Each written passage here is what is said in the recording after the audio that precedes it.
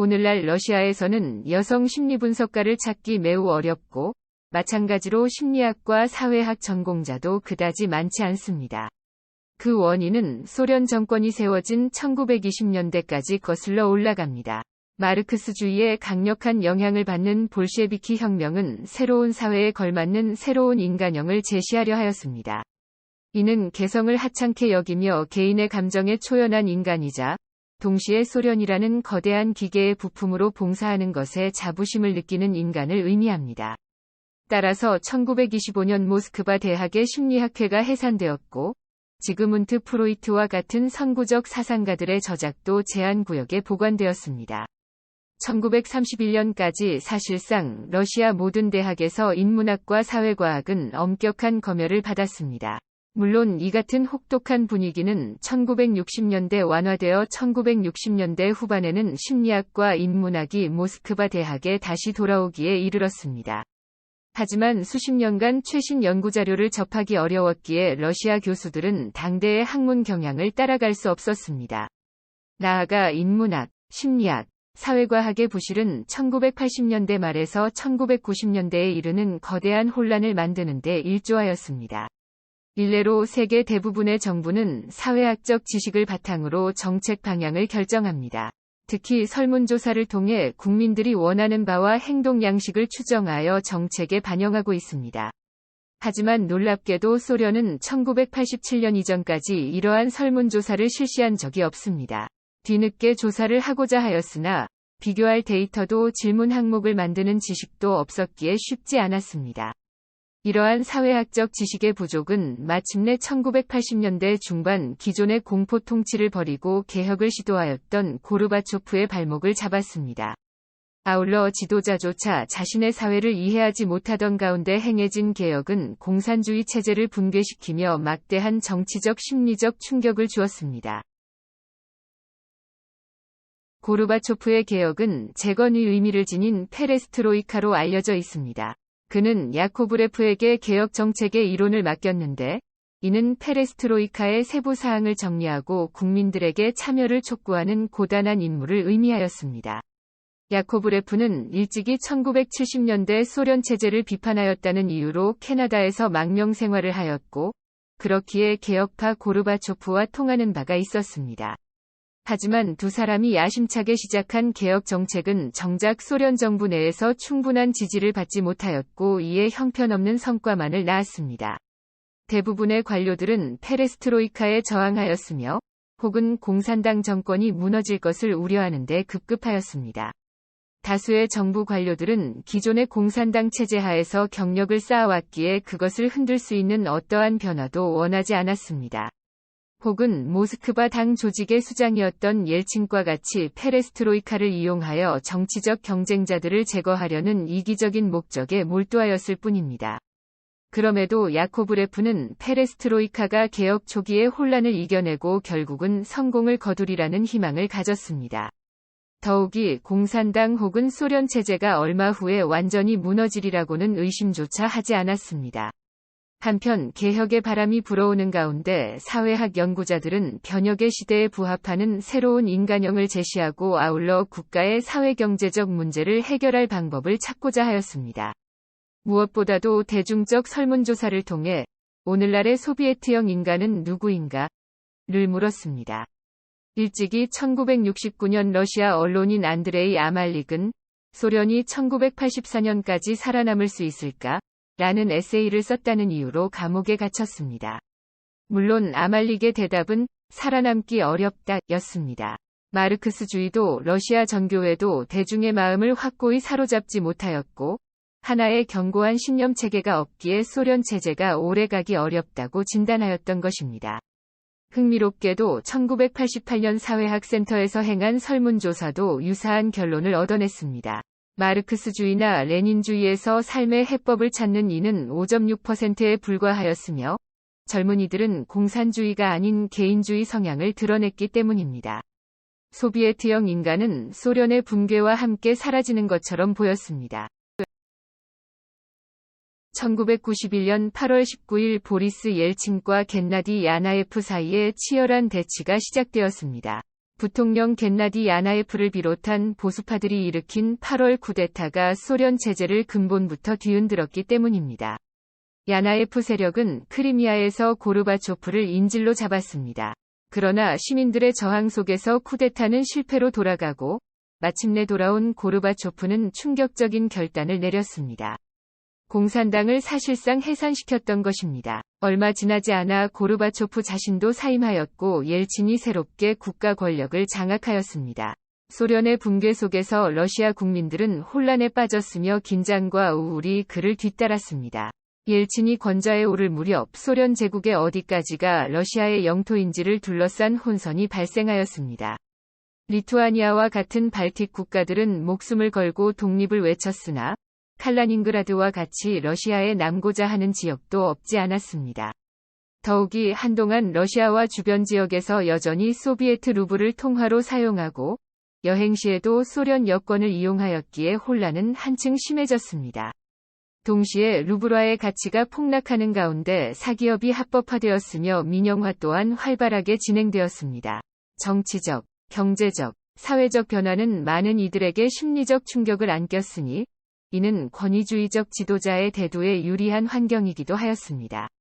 새롭지만 불분명한 미래의 문이 갑작스럽게 활짝 열려버렸습니다. 어떤 이들에게 새로운 미래는 곧 위험과 가능성의 공간이었고 다른 이들에게는 안정적인 인생 계획의 종말이었습니다. 심리학자 에리히 프롬에 따르면 이러한 혼란과 두려움은 권위주의적 통치가 나타나기 위한 최적의 환경을 조성합니다. 갑작스러운 불확실성에 직면한 시민들은 자존감을 상실하며 자신을 대신하여 고통스러운 선택을 해줄 권위주의 지도자를 찾기 때문입니다. 프롬은 1차 세계대전 이후 독일의 상황을 이렇게 설명하였습니다. 1990년대 러시아 역시 이와 크게 다르지 않을 것입니다. 소련 시절 정부와 국민 사이에는 암묵적인 합의가 있었습니다. 사람들이 일하는 척하면 정부는 돈을 주는 척한다는 농담 속에는 이러한 합의의 요지가 담겨 있습니다. 그러나 소련 체제가 무너지고 개인 상거래가 합법화되자 비교적 평등하였던 러시아 사회에 본격적인 빈부격차가 나타나게 되었습니다. 1990년대 초 누군가는 갑작스러운 부자가 되었고 다른 누군가는 파산하였습니다. 더구나 국경이 한층 개방됨에 따라 러시아인들은 자신의 생활을 다른 이들과 비교하게 되었습니다. 그리고 비교는 스스로의 빈곤을 자각하게 하였습니다. 소련 시대에는 부를 과시하는 것이 수치스러운 일로 여겨졌지만 이제는 아니었습니다. 화려한 고급 승용차를 몰고 다니는 시장 경제의 승리자들을 바라보며 많은 사람들이 질투와 분노의 감정을 느꼈습니다. 공산주의식 평등이 무너진 폐허에서 부와 권력에 따른 새로운 계급 격차가 나타났던 것입니다. 러시아의 89개 지역이 처음으로 시장과 같은 지자체장을 가지게 되었습니다. 옐친 대통령은 측근의 추천에 따라 이러한 자리를 나누어 주었고 그들 가운데 상당수는 능력이 부족하였습니다. 일례로 보리스 넴초프는 옐친과의 연줄로 니즈니 노브고로드의 주지사에 임명되었습니다. 넴초프의 딸 잔나는 가족이 시 외곽의 외딴 마을로 이사하였고 갑작스럽게 풍요로운 음식과 멋진 차를 가지게 되었다 회상하였습니다. 반면 잔나보다 한 살 어린 1985년생 료시아는 옐친의 경제개혁기를 다르게 기억하였습니다. 그가 소년 시절을 보낸 솔리캄스크시에서는 고작 10루블에 10세도 되지 않은 아이들이 성매매에 나서야만 하였습니다. 어떤 이웃들은 먹을 것을 찾아 떠돌이 개를 잡아먹었습니다. 소련의 붕괴와 함께 러시아를 다스리게 된 옐친은 과거 은폐되어 왔던 소련 시절의 잔혹 행위들을 폭로하고자 하였습니다. 페레스트로이카 시대 고르바초프의 참모였던 야코브레프가 해당 임무를 맡았습니다. 하지만 오래된 자료들을 뒤지던 그는 곧 역사 폭로 작업이 그렇게 간단하지 않다는 사실을 깨달았습니다. 무엇보다도 적잖은 사안이 함부로 대중에게 공개하기에는 민감하거나 설명하기 복잡하였습니다. 예를 들어 스탈린 시절 관료들이 남보다 빠르게 처형 집행 문서를 완성하기 위해 경쟁하였다는 증거가 발견되었지만 이를 합리적으로 처리하기란 쉽지 않았습니다. 결국 소련 시절의 많은 죄악이 용두사미식으로 공개되지 않은 채 넘어가게 되었습니다. 한편 1990년대 중반 체첸 문제가 옐친의 러시아를 고통스럽게 만들었습니다. 1994년 말엽 체첸에서는 분리주의 운동이 일어났고, 이에 옐친은 해당 지역을 장악하기 위해 군대를 보냈습니다. 1996년까지 이어진 군사 개입은 수천의 사상자를 낳았으며 옐친의 인기는 점차 떨어졌습니다. 반면 소련 시대에 대한 향수는 옐친의 인기와 반비례하여 커져갔습니다. 일례로 1995년 새해를 맞이하며 러시아의 주요 공영 TV 방송에서 가장 중요한 것들에 대한 낡은 노래들이라는 영화를 내보냈습니다. 해당 영화는 1930년에서 1950년대의 오래된 프로파간다 뮤지컬의 경의를 표하는 내용으로, 그러한 작품 속에서 등장인물들은 러시아 전통 민요를 부르며 소련 정권 하에서의 위대한 삶을 칭송하였습니다. 사실 과거의 선전물을 되풀이하는 듯한 영화는 줄거리라 할 만한 것조차 없었습니다. 아무 사건도 발생하지 않고 갈등이나 걱정도 없습니다. 하지만 과거의 단순한 시대를 그리워하던 이들에게 단순한 영화는 오히려 매력적으로 느껴졌을 것입니다. 해당 작품의 사운드 트랙이 러시아 전역에서 인기를 끄는 한편 무려 3편이 속편이 제작되기까지 하였습니다. 이처럼 러시아인들은 소련 시절의 잔혹한 과거에는 눈을 감은 채 그때를 조금 지루하지만 안정적이었던 옛날로 추억하고 있었습니다. 소련이 무너지고 사회 혼란과 경제 위기가 계속되던 1990년대 러시아인들은 미래가 없는 듯한 느낌을 받았습니다. 1990년대 말엽 혼란이 한층 커지자 사람들은 누군가가 삶의 안정을 가져다 주기를 간절히 바랬습니다. 더욱이 러시아는 수년간 외국의 돈을 빌려 경제를 활성화시키려 하였지만 경제 성장은 지지부진한 가운데 채무 불이행을 선언하게 되었을 뿐입니다. 한편 1999년 나토가 유고슬라비아 내전에 개입하여 세르비아 지역을 폭격하였습니다. 러시아는 전교회 문화권의 세르비아를 우방으로 여겼기에 나토의 공격을 불편하게 느꼈습니다. 관련 설문조사에 따르면 90% 이상의 러시아인들이 나토의 폭격이 불법적이라 여겼으며 동시에 두려움과 긴장감을 표하였습니다.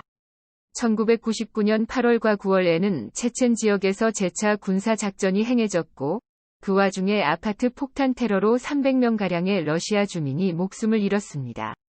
이 같은 혼란 속에서 전직 KGB 장교이자 옐친 밑에서 비밀 경찰을 운영했던 블라디미르 푸틴이 주목받기에 이르렀습니다.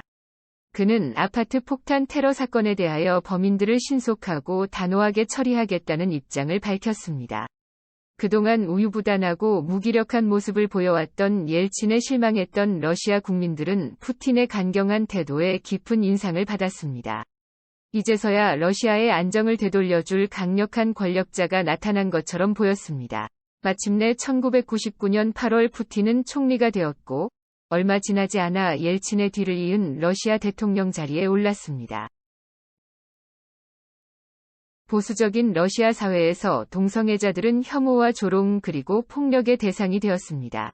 그나마 대학과 같은 개방적인 공간에서 그들에 대한 시선이 조금 부드러웠을 뿐입니다. 마찬가지로 적잖은 정치학자들이 푸틴의 비판적인 태도를 취하였습니다. 그들이 보기에 2000년대로 막 넘어가던 시기에 러시아는 과도기적인 권위주의 상태에 가까웠습니다. 옐친의 뒤를 이어 대통령이 된 푸틴은 우선 옐친이 임명하였던 지자체장들을 쫓아내고 기타 개혁 조치를 철회함으로써 중앙정부의 권력을 강화하였습니다. 아울러 국영 텔레비전을 크렘린의 직접적인 통제하에 두었고, 다른 미디어들도 정부의 지시에 따르도록 만들었습니다. 동시에 푸틴 정권의 비판적인 학자들은 비난과 탄압에 시달렸습니다. 일례로 정치학자 안드레아스 엄랜드의 경우 소아성애자이며 동성애자라는 비난 속에서 일자리를 잃었습니다. 인터넷을 중심으로 동성애와 소아성애를 연결시키는 일종의 음모론이 돌았고, 많은 러시아 시민들이 이를 묵인하였으며 일부는 적극적으로 동조하기도 하였습니다. 당시 20대 여성이었던 안나 레브첸코는 적극적 동조자 가운데 하나입니다. 그녀는 개인 블로그를 통해 소아성애와 관련된 음모론을 설파하였고, 마침내 크렘린의 눈에 들어 이른바 소아성애 조사위원회의 일원이 되었습니다. 해당 위원회는 유죄 판결을 받은 이들에게 화학적 거세를 하는 방안을 추진하였습니다. 페레스트로이카 이래의 권리와 개혁이 하나둘씩 흔들리거나 퇴보하였지만, 상당수의 러시아인들은 푸틴의 강력한 반개혁 조치에 오히려 호감을 가졌습니다. 위기의 1990년대에 극심한 불안감을 호소하던 이들은 한층 편안함을 느꼈으며 시민들은 새로운 안정감을 즐겼습니다. 블라디미르 푸틴은 2008년까지 러시아 대통령을 2회 연임하였고 헌법상 연임 한계에 이르렀습니다. 그러나 그는 전계를 떠나는 대신 총리 자리에 올랐습니다.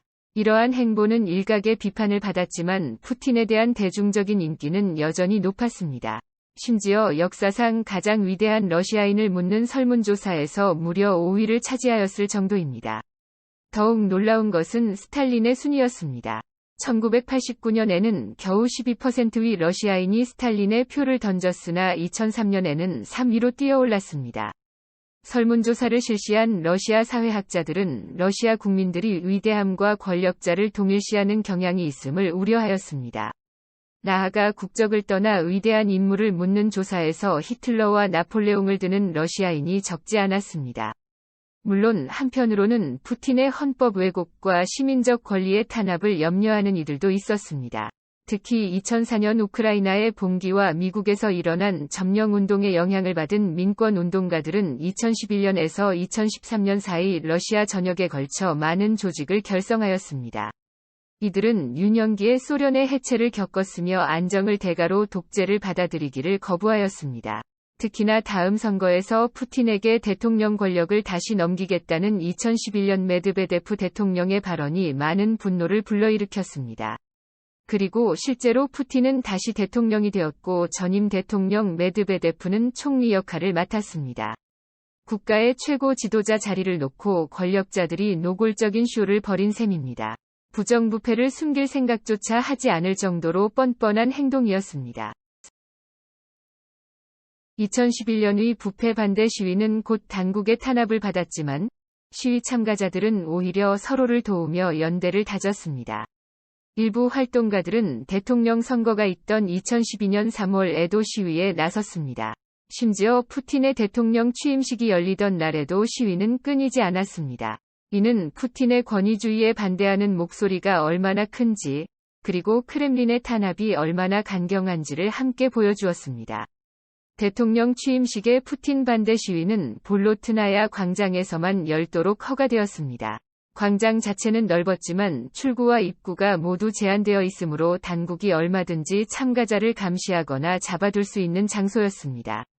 더구나 본격적으로 항의 집회가 열리기 전에 당국이 사주한 것으로 보이는 폭력 사태가 일어났습니다.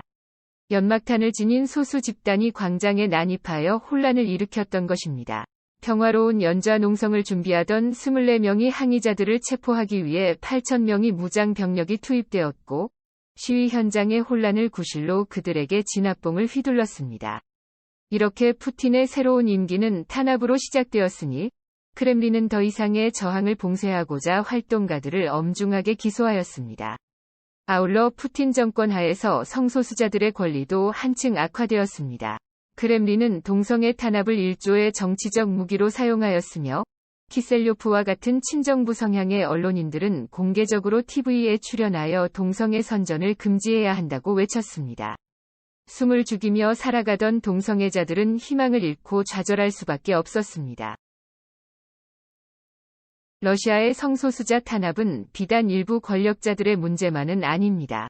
일례로 동성애 금지 법안을 둘러싼 TV 토론에서 시청자를 상대로 조사한 결과 3만 5천 명가량이 금지 법안에 찬성하였고 반대 의견은 7,500명에도 미치지 못하였습니다.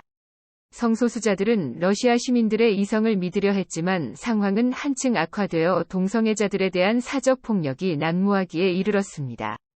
동성애자들은 온라인에서 괴롭힘의 대상이 되었으며 경찰은 그들이 고문당하는 모습을 보면서도 말리지 않았습니다.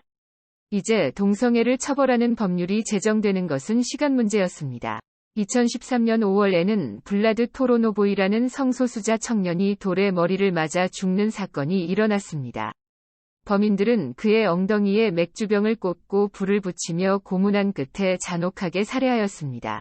그러나 오히려 미디어에서는 동성애자들이 애국심을 모욕하였기에 화가 나서 죽였다는 범죄자들의 주장을 그대로 내보냈습니다. 나아가 동성애 반대법의 지지자들은 해당 법률이 전통적이지 않은 성적 행위, 금지함으로써 이러한 사건을 예방할 것이라는 궤변을 펼쳤습니다. 곧 동성애 선전을 금지하는 법안이 만들어졌고 무지개색 포장지의 치즈 상품조차 규제의 대상이 되었습니다. 이어 동성애자의 입양을 막는 법안을 비롯한 각종 탄압 법안이 연이어 만들어졌습니다. 동성애자 활동가와 지식인들은 크렘린에서 파견한 요원에 의해 감시받았고 일부는 결국 러시아를 떠날 수밖에 없었습니다. 그들 가운데 미국 뉴욕에 위치한 러시아인 망명자 집단에 합류한 이들은 모국에서 위기에 처한 성소수자들이 무사히 탈출하여 외국에 정착하는 일을 도왔습니다. 한편 러시아에서는 푸틴이 가져온 안정에 만족하던 이들이 다시 불안감을 느끼며 병원을 찾았습니다.